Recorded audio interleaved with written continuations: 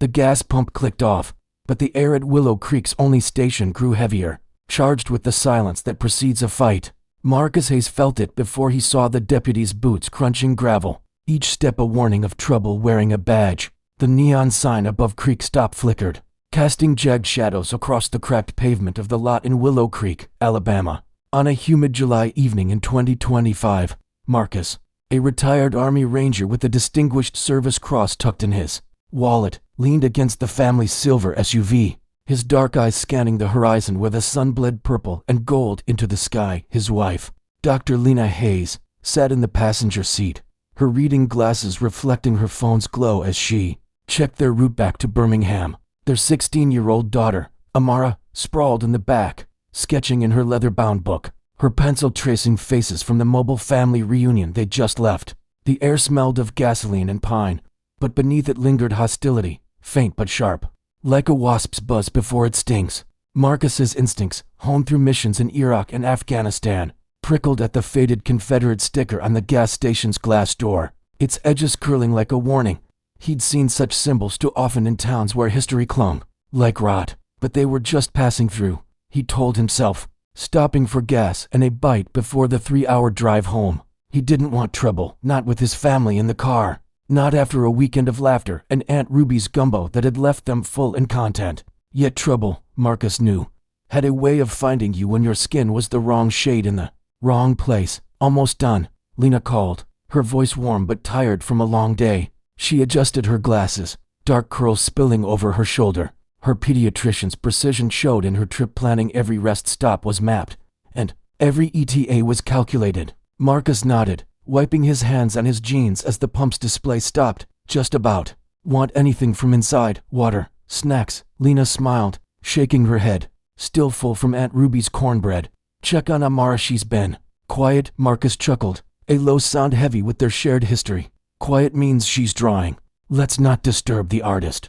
He glanced through the rear window at Amara, her head bent over her sketchbook, braids falling across her face, pencil moving in quick, deliberate strokes. At 16, Amara was a force, her art blending raw talent and fierce observation, capturing the world in ways that made Marcus's chest ache with pride.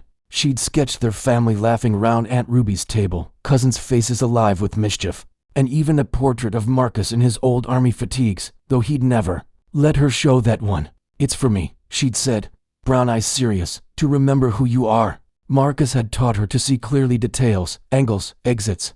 Always exits, but he hadn't expected her to turn that clarity into art sharper than any blade. The gas station's door jingled, and a white man in a sheriff's deputy uniform stepped out, boots heavy on the gravel. Marcus's posture didn't shift, but his senses sharpened. Name tag Caleb Voss, hand near holster. Pale blue eyes narrow with boredom and malice. Voss was young, late 20s, lean with a sunburned neck from long patrols. His badge gleamed under the neon, but the Confederate sticker shone brighter, a silent accomplice. Marcus moved slowly, deliberately, replacing the gas nozzle. Stay calm, stay visible. Don't give them a reason. Evening, officer, he said, voice steady, with the authority of leading men through chaos. Voss didn't answer, just tilted his head, sizing Marcus up like prey. You folks from around here. His drawl was slow, each word dripping with assumed superiority. Marcus met his gaze, neutral but unyielding, just passing through, headed to Birmingham. Voss's lips curled into a smirk, eyes flicking to the SUV where Lena now watched, phone lowered. Birmingham, a long way. What brings you to Willow Creek? Marcus knew the script, the same questions from Mississippi to Georgia, designed to probe, to provoke. Family reunion in Mobile, he said, tone even. Just stopped for gas. Voss's smirk widened, stepping closer, boots crunching louder, sharp in the quiet evening. Family reunion. Nice. Got any ID? Not a request, a challenge. A power play in procedures clothing. Marcus's jaw tightened, but he kept his hands visible, reaching slowly for his wallet. Sure thing, he said, pulling out his driver's license and holding it out. Voss took it, studying it too long, fingers brushing the military ID peeking from the wallet's sleeve. Distinguished Service Cross ribbon catching the light. Ignored. He flicked the license back like it was worthless. Stay here, Voss said, turning to the SUV. Need to check your passengers. Lena lowered her window, posture straight, the doctor's composure masking the tension Marcus felt from 10 feet away. Evening, officer, she said, voice calm but firm, like explaining diagnoses to worried parents. Is there a problem? Voss ignored her, leaning in to peer at Amara, pencil frozen mid-stroke. You, girl, he said, tone sharper, step out. Amara's eyes widened, glancing at her mother. Lena's hand tightened on her phone, voice steady but steely. She's a minor, officer. What's this about? Voss's smirk returned, tapping his holster. A subtle threat, report of shoplifting. Young black girl, her age, matches the description. Marcus's blood went cold, but his stance stayed relaxed, hands loose. He'd heard this lie vague. No evidence, just harassment. Nobody's been in the store, he said, stepping closer. Distance and non-threatening. We've been at the pump. Voss turned, hand on his gun. You questioning me? Boy, the word landed like a slap. Sparking old rage. Marcus buried after years in uniform. He was a ranger, trained to channel anger into precision. Not questioning, he said. Low, controlled, clarifying. We haven't been inside. Voss's eyes narrowed, closing the distance. You don't clarify anything unless I say. So the girl steps out. Amara's voice cut through, small but defiant. I didn't steal anything. She clutched her sketchbook, knuckles pale against dark leather. Lena reached for her hand, squeezing, her eyes on Voss. She's not going anywhere without a reason. Explain yourself. Voss's face reddened, authority challenged in a way he wasn't used to. He yanked the SUV's door open, grabbed Amara's arm, and pulled her out. She stumbled, sketchbook falling, pages splaying. Cousins, Marcus, a world. Voss couldn't grasp. Marcus moved before thinking, his body reacting with Faluyohon speed. He didn't touch Voss, didn't need to. Stepping between him and Amara, a wall of presence. Voice low, lethal. Let go of my daughter, now. Voss froze, hand on Amara's arm, but Marcus's eyes calm. Deadly made him hesitate. The moment stretched, neon buzzing overhead. Lena was out, phone raised, recording. Officer, you're on camera, she said, voice steady despite trembling hands. Voss's grip tightened, and Amara winced, bravery faltering. Enough. Marcus's hand shot out, finding Voss's wrist pressure point with surgical precision. The deputy's fingers sprang open, and Amara stumbled back to Lena. Voss staggered, reaching for his gun, but Marcus was faster, twisting his arm in a controlled arc, forcing him to his knees without a blow. Seconds, effortless, but Marcus's eyes burned. You assaulted an officer, Voss sputtered, face red with pain and humiliation. Marcus released him, stepping back, hands raised. Neutralized a threat to my daughter. Didn't hurt you, won't, unless you make me. The clerk, weary, graying, watched from the doorway, phone out, recording. A pickup's headlights swept the lot. Marcus's senses sharpening more variables, risks. Lena held Amara, phone rolling. We're a family getting gas, she said, authority cutting through. You touched our daughter. Voss scrambled. Up, radio crackling. Sheriff, the situation at Creek Stop. The suspect assaulted me. Need assistance. Marcus's jaw tightened. More badges, lies, rigged system. He'd walked out of worse traps. The sheriff's cruiser screeched in, lights, strobing red and blue. Sheriff Roy Tatum stepped out, tall, broad, gray hair slicked, brass star gleaming like a crown. His eyes, cold, calculating, swept the scene. Marcus calm, hands raised. Lena and Amara by the SUV. Lena's phone unwavering, clerk filming. Tatum's presence shifted the air, absolute in Willow Creek, ruling through fear and favors. What's going on, Caleb? Tatum's voice was smooth and friendly, but Marcus caught the undertone. Predator-sizing prey. Voss pointed. This guy attacked me, sheriff, grabbed my arm, questioning a suspect. Tatum's eyes flicked to Marcus's wallet on the ground, military ID visible, distinguished service cross ribbon catching light. The clerk stepped forward, hesitant. Sheriff, I got it on video. The deputy grabbed the girl. Tatum's smile didn't falter, eyes hardened. We'll look later, Jim, stay calm. Marcus didn't trust the smile. Small-town kings bent the law to will. Badges shielding sends. Sheriff, he said, steady. Your deputy touched my daughter without cause. I protected her, nothing more. Tatum lingered on the ID, a flicker of caution vanishing fast. You're far from home, Mr. Hayes, he said, reading the name. In my town, assaulting an officer is serious. Lena stepped up. Phone recording. He didn't assault. Your deputy did. We have proof. Tatum's smile tightened, gesturing to Voss.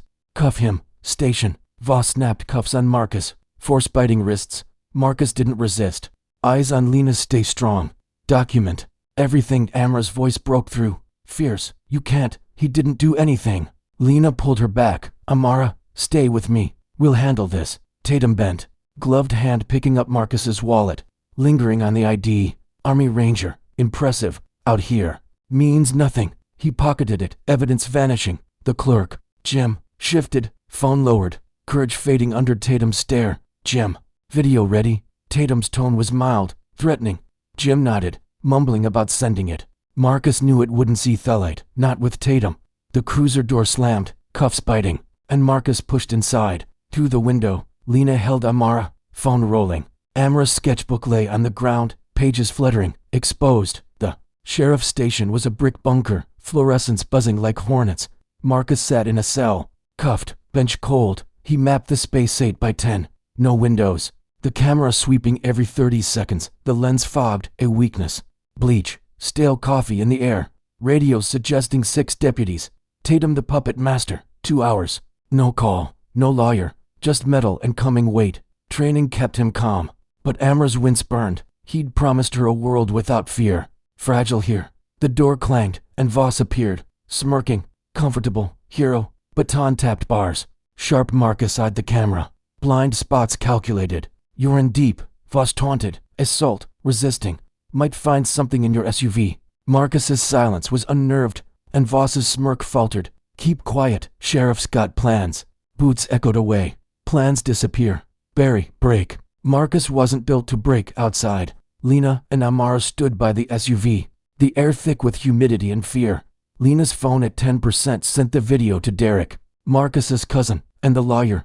Jim vanished inside, courage gone. Lena's hands shook as retrieved Amara's sketchbook, pages smudged but intact. We'll get him out, she said, pediatrician's precision anchoring fear. Amara nodded, eyes red, fierce. They can't take him. He's dead. Lena pulled her close, heartbeats sensing. They won't. We'll fight. Words hollow. Tatum's grip ironclad. Deputies loyal. Influence a web. Derek's text. Call. Didn't go through. Be careful. Calls dropped. Signal weak. Sabotage. Tatum's hand. A woman approached, late 50s. Gray-streaked bun. A diner apron. Hayes family, she said. Low. Scanning for watchers. Lena tensed. Gripping Amara. Who are you? Nora Jackson.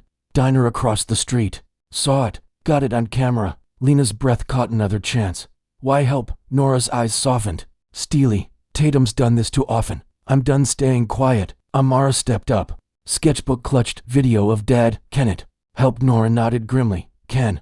But dangerous. Tatum's got eyes. Phones. Businesses. Motel. We do this smart. Nora led them to Nora's nook, warm with chicken and cornbread scents. Booths empty. She locked the door. Shades down. Tatum's playground, she said. Coffee brewing. Mayor. Bank. Businesses in his pocket. Speak up. Lose jobs. Leases. Or worse. Lena sat. Amara beside. Sketchbook open to Marcus's portrait. Fierce. Kind. Worse. How? Lena asked, knowing. Nora poured coffee. Hand steady. Folks disappear. Evidence vanishes. Kid last year. Trespassing on his street. Week in the county. Bruised. Quiet. The family left. Amara's pencil froze. Fear. Unnamed. Not dead. He's dead. Nora's smile was sad. Resolute. Your daddy's a fighter. Tatum's not used to fighting. Nora's phone showed a grainy video. Voss grabbing Amara. Marcus's intervention. Tatum's rival. And the wallet pocketed. Audio faint. Damning. Bury this deep. Caleb. No paperwork. Lena's heart raced. Evidence cataloged. This could free him, she said. Steady. Need someone outside Tatum's reach. Nora nodded, wary. The problem is, Tatum's got the network. Uploads blocked. Calls dropped. I've got evidence, photos, statements, tampered body cam. Getting it out's like breaking out. Amara showed Nora the gas station sketch. The Confederate sticker. Stark. My spark, she said. Trembling, resolute. People need to see. Nora's hand was on her shoulder. You're right, kid. Your daddy's the fire. They strategized. Lena's calls to Derek dropped, and Nora's upload stalled. Tatum's got the provider, Nora said. Frustrated. Lena's mind raced. Montgomery Hospital. Secure servers. Colleagues can help. Nora nodded. Getting there's the trick. Tatum's icery in every road. Amara sketched a map. Gas station. Diner. Station. Motel. What if we don't leave? A vigil, like online. Lena and Nora glanced. Dangerous but possible. Vigil, Nora said. Bring the fight to Tatum. Need more than us. The motel. Peeling paint. Vacancy sign flickering. Clara, Nora's friend. Check them in under a false name. Her hands shaking. Tatum called. Said to report Toyo. I didn't. Lena's heart sank. Thank you, Clara. The room wasimo. Sagging bed. Window overlooking the gas station. Amara sketched Voss's smirk. Tatum's eyes. Neon's glow. Lena's phone has no service. The motel Wi-Fi is down. Sabotage. Nora's office. Files. Laptop humming. My evidence, she said. Photos. Statements. USB labeled body cam 2023. Lena flipped pages. Bruised faces. Coerced statements. Decades of abuse. Alone. Not alone. Pastor. Teacher. And deputies who hate Tatum's department. Need a spark. Amara's gas station sketch is a rallying cry. People will see, she said, fiercely, what they did. By midnight, the plan was formed. Nora's contacts, vigil at dawn. Lena's statement. Marcus's service, Amara's flyers, Marcus in cuffs. Sticker looming. Lena's calls dropped. And Nora's upload stalled. Tatum's network, Nora said. Lena thought, Montgomery's servers. Amara, vigil here. Plan set. In his cell. Marcus map tape by 10. Camera fobbed. 6 deputies. Tatum's control. Screw loose in the bench. A tool. Amara's wince burned. The door clanged. A new guard. Elena Ruiz.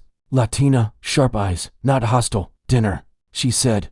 Tray sliding sandwich. Water. Marcus nodded. Senses alert. Her movements were military-like. Her voice a whisper. 3rd Battalion. Rangers. Iraq. 09.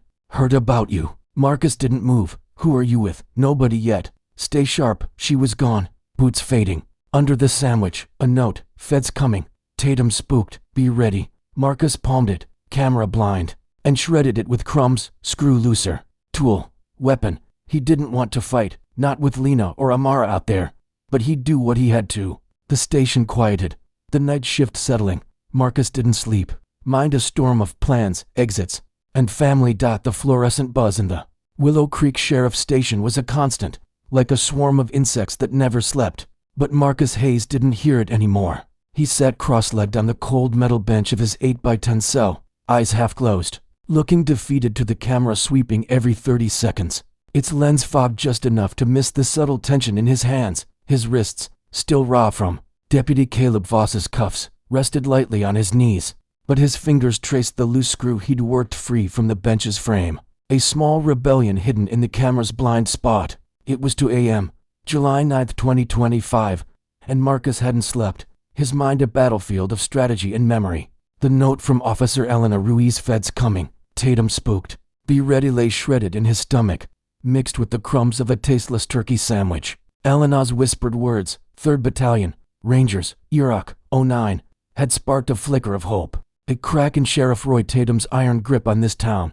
Marcus knew cracks like that small, overlooked, but enough to bring down a fortress. If you pushed just right.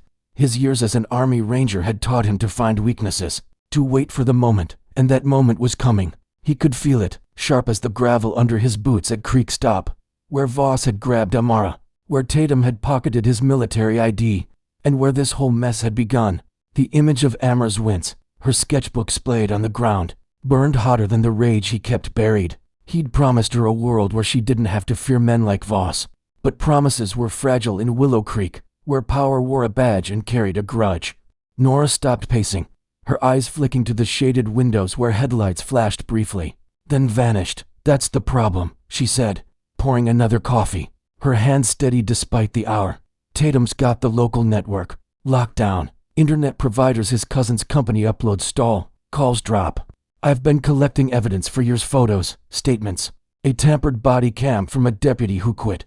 But getting it past Tatum's firewall is like breaking out of his jail. Lena's mind raced, her fingers tapping the table, a rhythm to anchor her thoughts.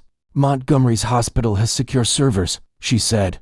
I've got colleagues there who can get this to the right people. Media, lawyers, feds. It's an hour away. Nora nodded, but her expression was grim. Roads out of town are watched. Tatum's got deputies on every highway, and they'll know your SUV. Amara stirred, her eyes fluttering open, catching the last of Nora's words. What if we don't leave, she said, voice hoarse but fierce, sitting up with her sketchbook clutched to her chest. What if we bring people here, like a vigil, like those videos online where people stand together? Lena and Nora exchanged a glance, the idea sparking something dangerous but possible. A vigil, Nora said slowly. Testing the word, right? Outside his station. Force Tatum to face the crowd. But we need numbers. And we need that video out there to pull them in. The diner's office, tucked behind the kitchen, was a cramped sanctuary of resistance. Nora's files lined the walls, folders labeled Tatum incidents, witness statements, and a USB drive marked Bodycam 2023. Lena flipped through them, her heart sinking at the pattern. Black residents stopped for vagrancy. Businesses shut down after complaints. And a kid was beaten in the county for resisting a baseless arrest. You've been doing this alone? Lena asked, awe softening her voice. Nora shook her head, sitting at the laptop, its screen glowing with the stalled upload of the Creek Stop video. Not alone. There's Pastor Evans, whose son got hassled by Voss last year. Miss Carter, a teacher who's seen Tatum's goons intimidate her black students. Even a couple of deputies hate what Tatum made of the department.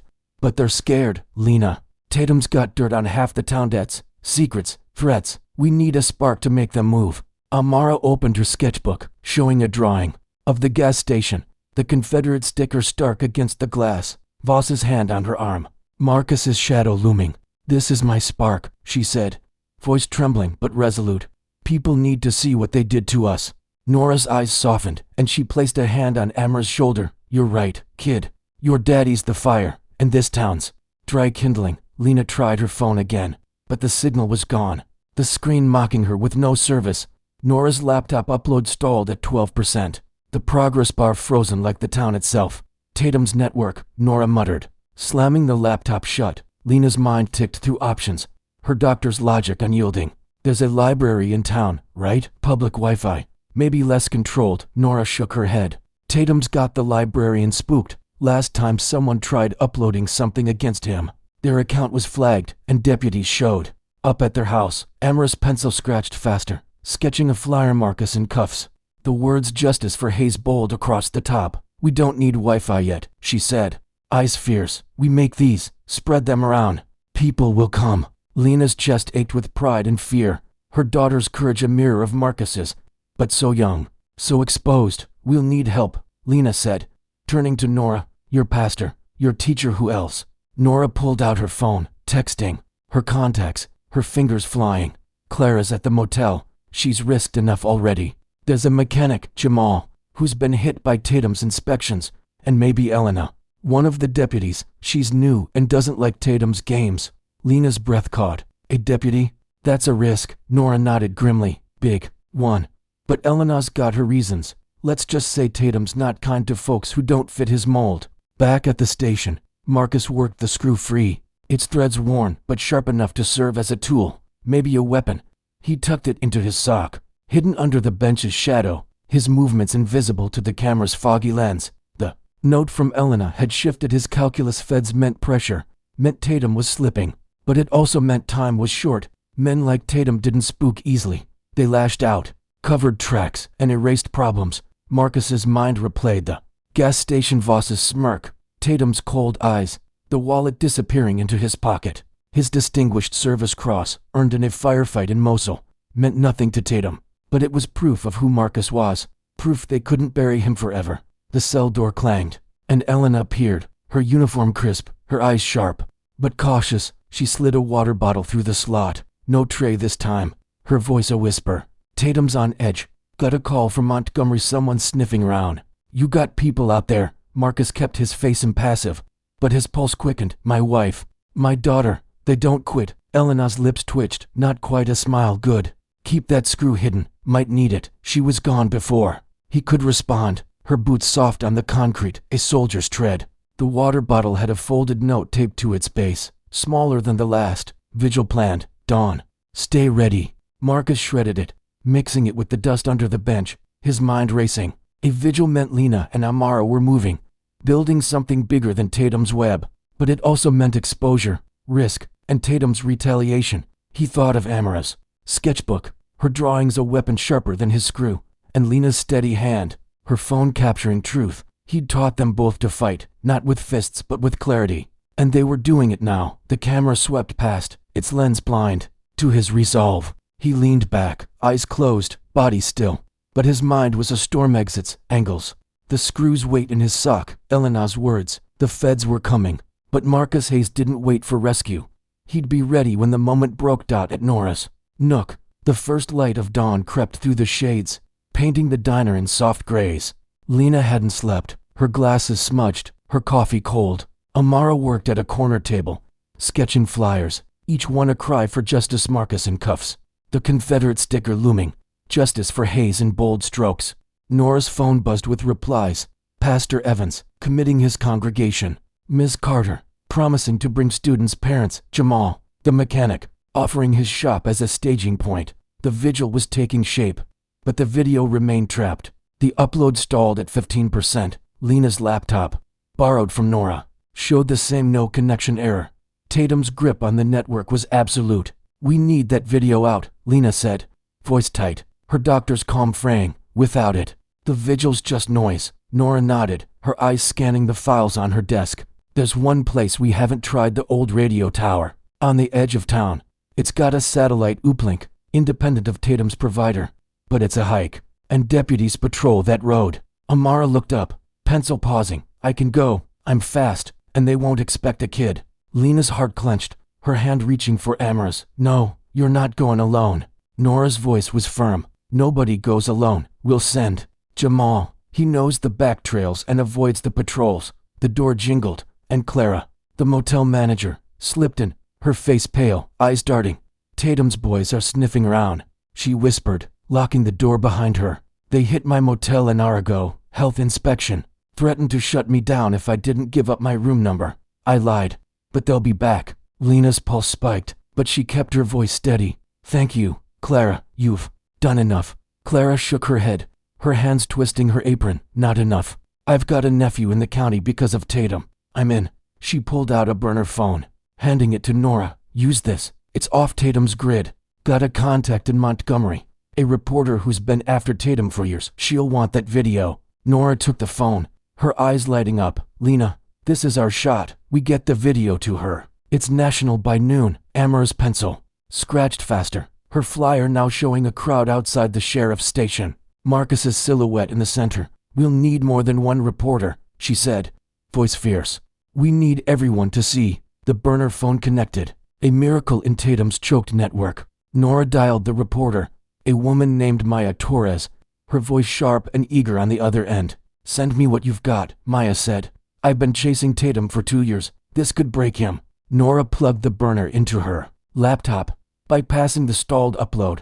The satellite uplink at the radio tower was their only hope. Jamal arrived, a weary man in his 30s, grease stains on his hands, eyes wary but resolute. I'll get you to the tower, he said, nodding to Lena. But we move now before Tatum's patrols tighten. Lena hesitated, glancing at Amara, who was already packing her sketchbook. Her face set. I'm coming, Amara said. No room for argument. Lena wanted to protest, to shield her daughter. But she saw Marcus in her eyes and yielding. Ready, stay close, Lena said, voice breaking, always. The trek to the radio tower was a tense hour through overgrown trails, the pre-dawn air thick with mosquitoes and fear. Jamal led, his flashlight cutting through the dark. Lena and Amara close behind, Nora staying back to coordinate with Pastor Evans and Ms. Carter. The tower loomed on a hill, rusted but functional, its satellite dish a faint hope against Tatum's grip. Jamal climbed the maintenance ladder, plugging the burner phone into the uplink. The video finally uploading 20%, 30, 50. Lena's heart pounded, her phone dead. Her trust in strangers like Jamal and Nora a lifeline she hadn't expected. Amara clutched her sketchbook, sketching the tower in quick strokes, its silhouette a beacon in her art. This is for Dad, she whispered, her pencil fierce. The upload hit 80% when headlights flashed below. A deputy's cruiser, creeping along the road down, Jamal hissed, pulling them behind a rusted panel. The cruiser stopped, its spotlight sweeping the hill, missing them by inches. Lena held Amara close, their breaths shallow, the upload at 90%. The cruiser moved on, and the upload was completed. A notification pinging on the burner. Received, going live. Maya's text followed. This is big. Stay safe. Back at the diner, Nora's phone buzzed with chaos. The video hit social media, shared by Maya's outlet, and a hashtag emerged, #Justice for Hayes. It showed Voss's aggression, Marcus's restraint, and Tatum's orders, unedited and raw. By 6 a.m., it had 1 million views, amplified by veterans, groups highlighting Marcus's service, civil rights organizations calling for action, and strangers sharing Amara's flyer. Her sketch of Marcus in cuffs now a rallying cry. Lena and Amara returned to the diner, exhausted but electrified. The burner phoned their lifeline to the outside. Pastor Evans arrived, a tall man with a gray beard. His voice calm but urgent. My congregation's coming, 50, maybe 60. People. Miss Carter's got parents and students. We'll be at the station by dawn. Nora nodded, her eyes scanning the growing crowd outside residence, wary but drawn by the video, their phones glowing with shares and retweets. This is it, she said. Tatum can't bury this now. But Tatum wasn't idle. By 7 a.m., his retaliation hit. Deputies stormed Nora's nook, citing health violations, tearing down Amara's flyers and smashing a window. Nora stood firm, her voice cutting through. You're on camera. Boys, keep going. It's all online. The deputies hesitated, aware of the growing crowd outside, phones raised. Tatum's cruiser pulled up, his face a mask of controlled fury. You're playing a dangerous game. Nora, he said, voice low, meant for her alone. This town doesn't take kindly to troublemakers. Lena stepped forward, Amara beside her, sketchbook open to a new drawing. Tatum's cruiser. The broken window, the crowd's defiance. We're not troublemakers, Lena said, her doctor's calm, unyielding. We're a family, and you took my husband. The world's watching now. Tatum's eyes narrowed, but the crowd's murmur grew, phones flashing, live streams capturing his every move. He retreated, his cruiser peeling out, but the damage was done. The video was out, the vigil forming, the spark ignited. At the station, Marcus felt the shift. The guards were tense, radios crackling with urgent calls. Elena slipped by, her eyes meeting his through the bars, a nod so slight it was barely there. It's out, she whispered, passing a tray with no food. Just a glance. Your people did it. Marcus's heart surged, but he kept his face still, the screw in his sock a reminder of his plans. The camera swept past, blind to his resolve. He thought of Lena's steady hand, Amara's fierce sketches, and Nora's quiet rebellion. The vigil was coming. The feds were close, and Tatum was spooked. Marcus leaned back, eyes closed, body still, but his mind was afire, burning for the moment to strike. The crowd outside the station grew, 50, then 100. Pastor Evans at the front, his voice booming through a megaphone. We demand justice for Marcus Hayes. Miss Carter's students held Amara's flyers, their parents chanting, their phones live streaming to millions. Lena stood with Amara, her heart pounding but her face composed, a doctor in a crisis. The burner phone buzzed again, a new message, from an unknown number. Shadowlands, got your video, more coming. Check your email. Nora's laptop pinged, an encrypted file downloading bank records, emails, Tatum's ties to a local drug ring, payments to deputies like Voss. Lena's breath caught the hacker's gift, a bombshell. Who's Shadowlands? She asked, voice low. Nora shook her head, eyes wide. Someone who's been watching Tatum longer than me. This could end him. Amara's pencil scratched, sketching the crowd, the station, the fire spreading. For Dad, she said, her voice a spark in the dawn. The vigil swelled, voices rising, phones flashing, the world watching. Tatum's deputies stood at the stations, doors uneasy, their hands on holsters, but outnumbered. Elena watched from inside, her radio silent, her choice clear. Marcus felt the rumble of the crowd through the cell's walls, his screw ready, his mind sharper than ever. The fire was spreading, and Willow Creek would never be the same. The fluorescent lights in the Willow Creek Sheriff's Station flickered, casting a sickly glow over Marcus Hayes' cell, where he lay on the cold metal bench, his breathing shallow, deliberate, a performance honed by years of Army Ranger training. It was 5:30 a.m., July 9, 2025, and the air was thick with the hum of radios and the growing murmur of the vigil outside. 100 voices chanting justice for Hayes through the brick walls. Marcus clutched his chest, his face contorted, in pain. The loose screw from the bench hidden in his sock, a lifeline he hadn't yet needed. The note from Officer Elena Ruiz, feds coming, vigil at dawn. Stay ready had burned itself into his mind, shredded and swallowed hours ago. But its weight fueled his every move. His plan was simple but precise. Stage a medical emergency. Draw the guards in and exploit the chaos. The camera in the corner swept left to right, its foggy lens missing the subtle tension in his fingers as he pressed them to his ribs. A convincing act of distress. He'd seen worse in Mosul men faking death to lure enemies close, but this was different. This was for Lena, for Amara, for the crowd outside carrying his daughter's sketches.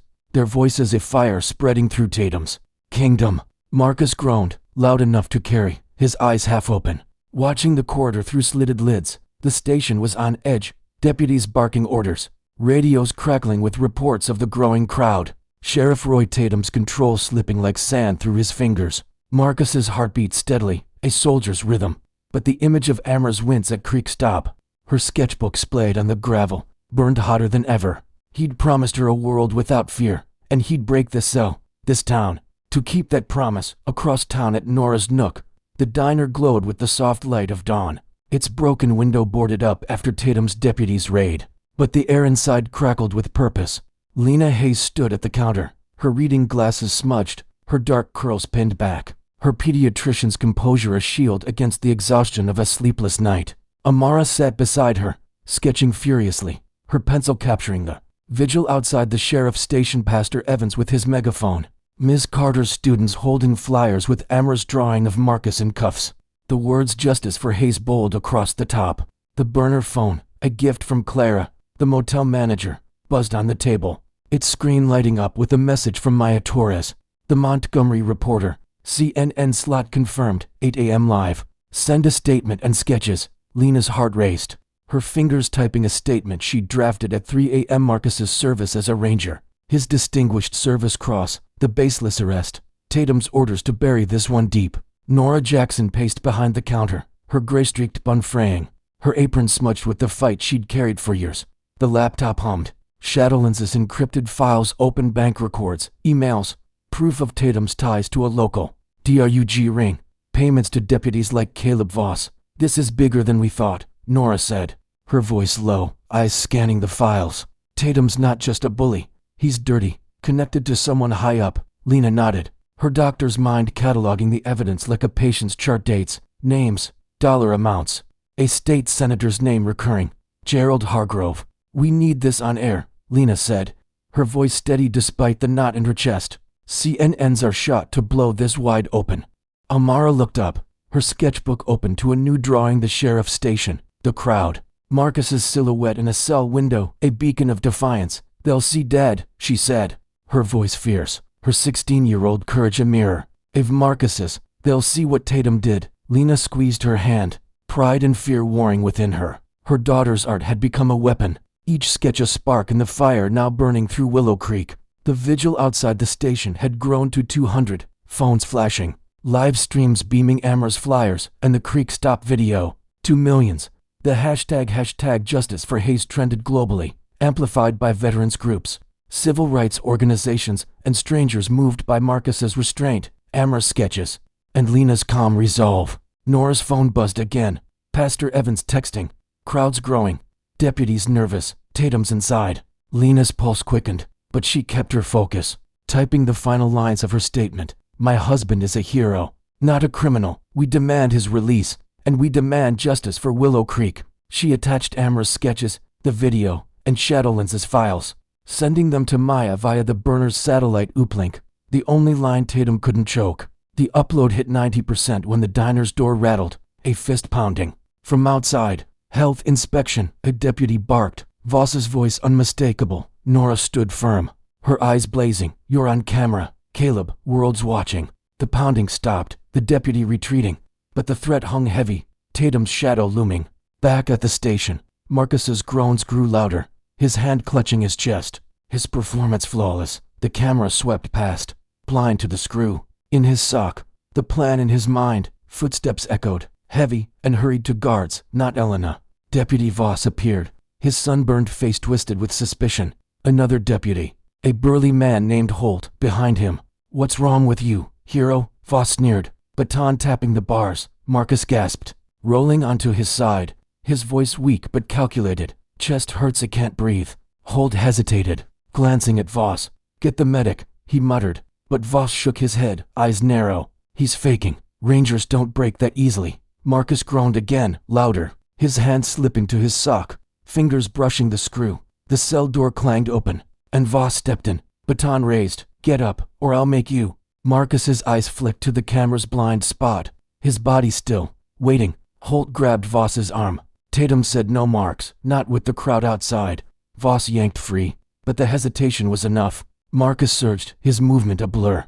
The screw in his hand pressing against Voss's wrist, not piercing, just enough to freeze him. Back off, Marcus said, voice low, lethal. His other hand twisting Voss's arm in a ranger hold, forcing him to his knees. Holt reached for his radio, but Marcus was faster, slamming the cell door shut and trapping Holt outside. Tell Tatum I'm not going anywhere, Marcus said, releasing Voss, who stumbled back, face red with rage and fear. The camera caught nothing, its lens fogged, blind to Marcus's precision. Marcus didn't wait.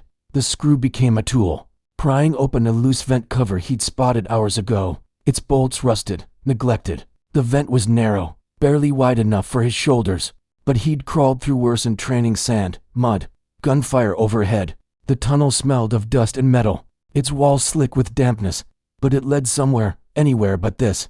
Sally Elena's note had mentioned a maintenance hatch, second level, east side. He moved silently, his body low, the screw tucked in his palm, his mind mapping the Station 6 deputies, two on shift, Tatum likely in his office. Spooked by the feds, the crowd's chants grew louder, vibrating through the walls, a rhythm that fueled his crawl. He reached the hatch, a rusted panel barely sealed, and pried it open, the screw's edge biting into his hand. The air outside was cool, dawn's light creeping over the horizon. The vigil's voices a roar now. Pastor Evans's megaphone, Ms. Carter's students, strangers chanting his name.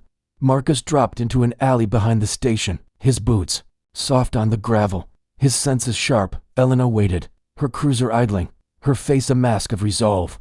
Get in, she said, voice low. Nora's people have a safe house. Move. Marcus nodded, sliding into the back, his heart pounding, but his face calm. Lena, Amara. Elena's eyes met his in the rear view. They're with Nora. CNN's coming. You've got a hell of a family. Marcus's lips twitched, not quite a smile. I know. The safe house was a small farmhouse on the edge of Willow Creek, its windows boarded, its yard overgrown, owned by Jamal, the mechanic who'd braved the radio tower. Nora's contacts had stocked it water, food, a burner phone, and a change of clothes. Marcus washed the dust from his face, his hands still raw from the cuffs. The screw now tucked in his pocket, a reminder of how close he'd come. The burner buzzed, Nora's voice crackling through. Marcus, you're out. Lena and Amara are on CNN in an hour. The videos are everywhere, and Shadowlands' files are with Maya. Tatum's losing it. Marcus's chest tightened, pride and fear colliding. Keep them safe, Nora. I'm coming. He hung up, turning to Elena, who stood by the door, her uniform a risk she'd chosen. Why are you doing this? He asked, voice low. Elena's eyes hardened, her Latina accent sharp. Tatum ran my brother out of town for being too loud. I stayed to fight. You're my chance. Marcus nodded, a soldier's respect passing between them. Then let's finish it. At Nora's nook, the CNN crew arrived, their VNA beacon in the dawn. Cameras setting up in the diner's parking lot. Lena stood in front of the broken window, her statement memorized, her glasses polished, her curls pinned tight. Amara held her sketchbook, its pages now a gallery of resistance. Marcus in cuffs, the vigil, the radio tower, Tatum's cruiser. The crowd outside the station had swelled to 300, phones live streaming. Hashtag Justice for Hayes trending with 10 million views. Maya Torres, the Montgomery reporter, joined them, her eyes sharp, her laptop open to Shadowlands' files. This is bigger than Tatum, she said, pointing to a name in the email. Senator Gerald Hargrove, tied to Tatum's drug ring. Campaign funds funneled through shell companies. Lena's breath caught. The conspiracy sprawling beyond Willow Creek, a web of power protecting Tatum's crimes. We put this on air, Lena said, voice steady. And Hargrove falls too. Amara nodded, her sketch of the senator half finished, his face cold, calculating. A mirror of Tatum's. For Dad, she said, pencil fierce. The CNN interview began at 8 a.m. Lena's voice calm but unyielding, her statement a scalpel cutting through Tatum's lies. My husband, Marcus Hayes, is a decorated Army Ranger, a hero who served this country. Yesterday, at Creek Stop, Deputy Caleb Voss assaulted our daughter, Amara, on a baseless shoplifting claim. Marcus protected her, and Sheriff Roy Tatum arrested him and ordered his deputies to bury this one deep. We have video, evidence, and a town standing with us. Amara held up her sketch. The camera zooming in Marcus in cuffs, the Confederate sticker stark, the crowd's defiance alive in every stroke. The anchor, a woman with a sharp gaze, leaned forward. Mrs. Hayes, you've shared files implicating Sheriff Tatum in a drug ring tied to Senator Gerald Hargrove. Can you confirm? Lena nodded, her doctor's precision unshakable. The files are real. They show payments, cover-ups, and years of abuse. Willow Creek deserves justice. And so does my husband. The broadcast went viral, with 20 million views in an hour. Veterans groups flooding Willow Creek, civil rights, lawyers offering pro bono aid, and strangers donating to a legal fund started by Pastor Evans. Tatum's retaliation came fast. Deputies cordoned off the station, claiming public safety, but the crowd pushed back. Phones capturing every move. Nora's Nook became a command center. Residents streaming in Jamal, Ms. Carter, Clara, even Jim, the gas station clerk, his courage reborn. Shadowlands' files kept coming. Emails detailing Tatum's orders to frame black residents, protect drug shipments, and pay off Voss. Lena's laptop pinged with a new message. Shadowlands, Hargrove's in town. Town hall, noon. Confront him. Nora's eyes widened. This is our shot. Tatum's crumbling, but Hargrove's the head of the snake. Lena nodded, her heart pounding. We need Marcus there. Amara's pencil paused, her sketch of the town hall half done. Hargrove's face emerging beside Tatum's. Dad'll come, she said, voice certain. He always does. At the safe house, Marcus watched the CNN feed on Jamal's old TV.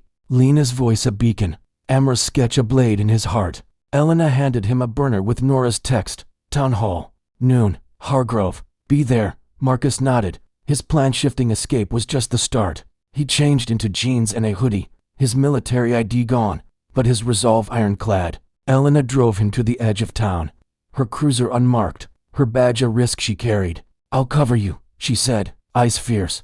Tatum's got for deputies. Left others are wavering. The crowd's got them scared. Marcus clasped her shoulder. A soldier's bond. You're one of us now, she nodded, pulling away as Marcus slipped into the crowd gathering at the town hall.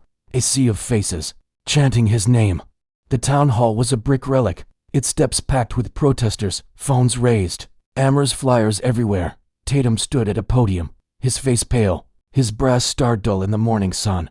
Hargrove, a tall man with slicked hair and a politician's smile, stood beside him, spinning a tale of law and order. Lena and Amara arrived, escorted by Pastor Evans, their faces on every screen. Marcus moved through the crowd, hooded, unseen, his eyes on Tatum, on Hargrove, on the deputies faltering at the edges. The CNN crew filmed live, Maya Torres beside them, Shadowlands' files in her hands. Lena stepped to the podium, uninvited, her voice cutting through Tatum's lies. You arrested my husband for protecting our daughter. You buried evidence, framed innocence, and protected a drug ring. Senator Hargrove, your name's in those files. The world knows. The crowd roared, phones flashing. Hargrove's smile, faltering. Tatum signaled his deputies, but they hesitated, Elena among them.